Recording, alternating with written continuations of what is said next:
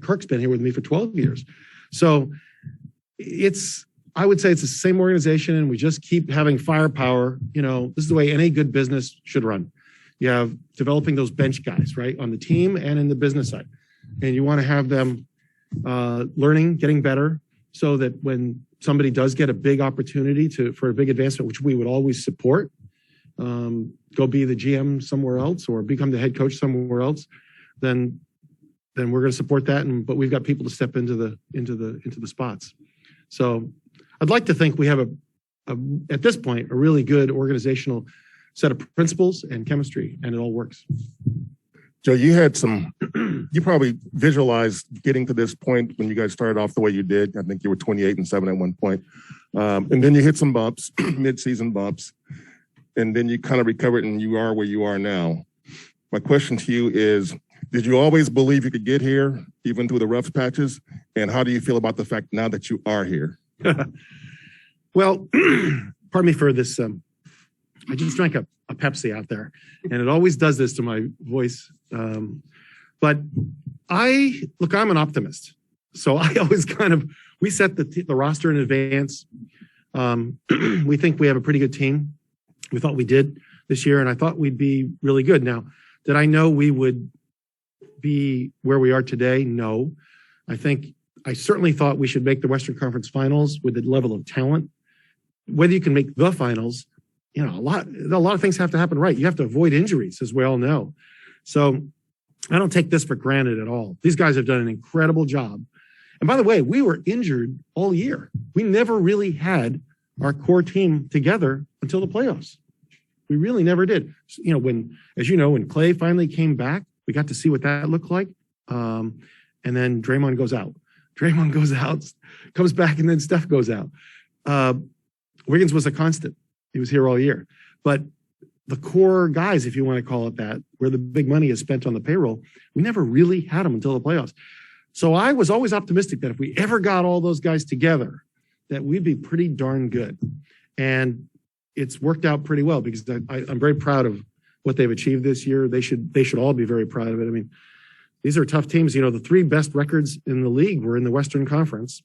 The East is tough too, and certainly Boston has had a great path. I mean, to beat the teams they did, you got to give them all their due, and they're really good. But it wasn't easy for us either. And even though we only lost, 4 games total in 3 series, which is pretty, if you look back at it, if you didn't know anything, you'd say, well, it was pretty easy. It wasn't easy. It was hard. So I always thought we had a chance to get here. You never really know. I mean, as we all know, you learn 2019, right? In consecutive games, we lost 2 catastrophic injuries, 2 guys. That can blow. We should have won that series. We would have won that series. So, but that happens, and that's it. And so, no matter, that's what's so hard about this, is that you can lay all the greatest plans, pay whatever for whoever, coaches, players, development guys, and you could get hit by an injury. It's not like where you have 50 guys on a football team, or 52, whatever the number is. There's only 15 total. And 1 or 2 big ones get injured, you can be in big trouble. You guys had 3 lottery picks the last 2 seasons. How do you look back on the internal process that led to making those selections? And what have you thought about just like the early integration process of those young guys? Yeah. Well, I just saw a stat one of you have pointed out. I think the 19-year-olds that have played in the playoffs, the number of minutes over the history of the NBA, or even in the finals. I mean, our 2 guys have you haven't played very much, and yet they're up there. Kobe, I think, was number 1 in terms of minutes for a 19-year-old. So 19-year-olds just don't play deep into the playoffs, or certainly in the finals, historically in the NBA. So the fact that we are where we are, and these guys have both contributed, maybe not as much as they would like to. They play more. Everyone wants to play more when you're a good player.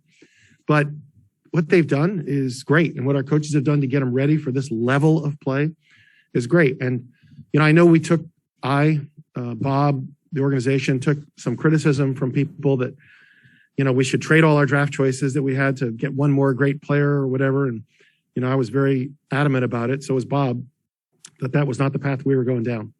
We want to be good for a long time. We want to be great for a long time. And we felt we already had our investment in our core great players, and they're still young enough to perform. And so it was really going to depend. Our success this year was always going to depend primarily on Steph, Clay when he came back, and Draymond and Wiggins, you could argue. That was always, that's fundamentally what the issue is. They're either going to be good enough or they're not. And we'll find out in the finals too. So the rest of the guys are complementary. They help in spots, and the young guys, for instance, can help in spots and then ultimately, be very important if they're good enough. And I mean, we do feel extremely strongly about Moses Moody and about Jonathan Kuminga, and Jordan Poole has already, I think, proven what he could do. He's had a phenomenal third year in the NBA. And James Wiseman, who unfortunately has been injured, but we have tremendous confidence in. I mean, he is incredibly talented and skilled, and just told me back in the locker room he feels fantastic. So I love what we've been able to do. We've been able to do this, call it a two-tiered strategy, call it whatever you want, but you got your core guys that are going to get you there this year. Meanwhile, you're going to develop these young guys. And I think we've done that. And we got a couple of guys in the middle because Bob did such a great job of bringing in the Otto Porters of the world, and even Bielitsa has done a great job. I mean, so we've got guys that are really helping out in all levels, of where they are on the roster. Hey, Joe, when you think about Chase Center and you look back at obviously Thrive City, the crowd, reaching the NBA Finals, does it feel like the vision for Chase Center is kind of really coming to fruition right now? Well, I'll let you guys answer that, what you think in your articles. Personally, I'm just as proud of Chase Center, personally now, as I am of this team. I can't even tell you how hard this was to get done. It took 7 years. And in this city, it's probably harder than maybe any other city to do it. And as you know, it's been ballyhooed. It was all private money, which, to be honest with you, I'm proud of. We didn't take any money away from police and fire and essential services. And I think we're all proud of that. And how does it look? I think it looks great. I love it. Every single night I get chills when I walk into the arena. I literally get chills. I love it. I love basketball. I've loved it all my life for over 50 years, been going to games. I've been to every arena in the world. And to me, there is no better arena in the world than this Chase Center. It just needs the experiences like this one to kind of give it that history, which Oracle had, and which places like MSG, well, a long time ago anyway, had. But you know what I mean? So I think that's what's great about it. We love this building. Our players love this building. Our partners love this building. And it's showing up pretty well. Joe, could you kind of take us through your experience as a minority owner of the Celtics, and what did you get out of that experience that helped prepare you for this opportunity with the Warriors? Yeah, it was very important. I think to run any business in life, actually, it doesn't even need to be a business. I mean, you kind of need some experience, right? You need to be able to do pattern matching. You need to be able to see what works, what doesn't work. And when I was building companies, sometimes you kind of notice what's the right kind of CEO for a certain type of company. What kind of people do you hire? And I think in this case, it's the same kind of thing. Boston was an experience for me as a limited partner to get to see how an NBA team ran up front and personal and real. And I got to know people like Danny Ainge, and Doc Rivers was the coach. I have a ring from 2008, by the way, somewhere. For the championship. So 5 years, I think it was a tremendous experience with the basketball side and the business side. I learned some things that I would like to do the way they did it, and things maybe that we would do differently. We built our own arena. They rent an arena. So, I mean, these are fundamental differences that you have to decide on. But I felt it was important for the long-term gestation of this franchise to be able to have our own arena and to control it and to have the revenues able to support your team that you want. So Boston was very important, and those guys were very helpful. They're friends to this day.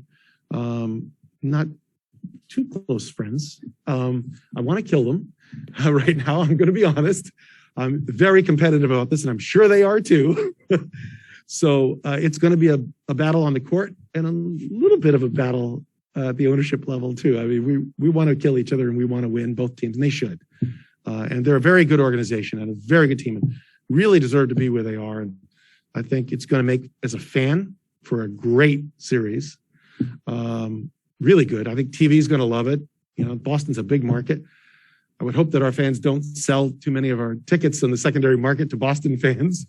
No way to control that really, but they have a tremendous traveling fan base, but so do we. I'm sure other teams hate it when we go into Memphis and there's all these Golden State Warrior fans. You've seen it. It's pretty remarkable. That's great for us. The other teams hate it.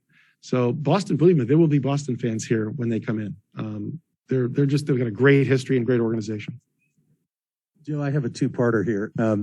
I remember meeting with you and Peter Guber when you first bought the team, and I think it was at the Four Seasons or the Ritz downtown, and you introduced yourself. Do you ever look back on those early days and some of the goals you set back then? I'm just looking for kind of some arc from you in terms of looking back at what you were thinking when you first bought this team. The second part of this goes back to Chase again. Not only is the arena been a great success, but it seems to be a big part of revitalization of San Francisco as a whole. This is a city with some real problems right now, and Chase seems to be like a beacon here in the city of something new, and there's a lot of construction around here. So maybe Chase in the context of San Francisco's larger situation. I always wonder how people can remember all the questions when you guys ask multiple questions. I'm sorry about that. I was hoping to hit on both those. So first one, I remember back in the day when you first took over and what you and Peter were thinking and dreaming about. Yeah, well, he's from Boston too. Yeah. We're both from that area. So look, I was quoted, I think at the time, saying we wanted to be like the Celtics and the Lakers, if not better. Big, big goals, right? We're trying to change the direction of this franchise at the time. And so the first thing you have to do is set goals.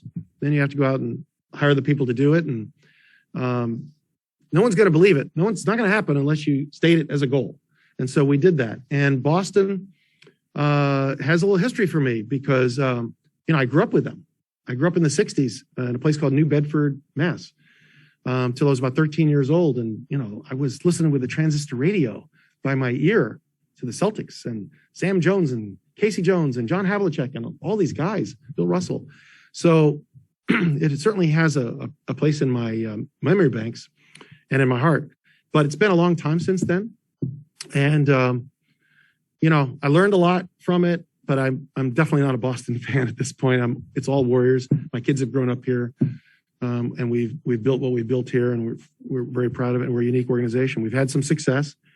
It will take a lot of years of ownership to even come close to what the Celtics have achieved in terms of all the fantastic decades of success. How many titles do they have? 17. The Celtics? They both have 17. Yeah, it's a lot. So how many do we have, Raymond? 6. We have a ways to go, I guess is the point. And that is our goal. Our goal is to be perennially really good and challenging for a title. Otherwise, there's no point in doing this. Zero. And so everything we do 24/7, 365 is all about making this the greatest organization on earth, and certainly in the NBA and basketball. And that's what we wanted to try to do. We set that as a goal, knowing it's a long-term kind of goal. We've had some pretty good success over the first 12 years. I'll give you a statistic, which I think is the most unbelievable statistic. Celtics are great. Jerry Buss owned the Lakers for 33 years. Anybody know how many finals he made in 33 years? 16 out of 33 years. Now that is remarkable. So not to take it off the Celtics, I don't know the equivalent number, but we've made now 6 in 12 years. So I love the 50% rate. Now, whether we can continue that, I don't know, but I'm sure as hell going to try. We're going to try.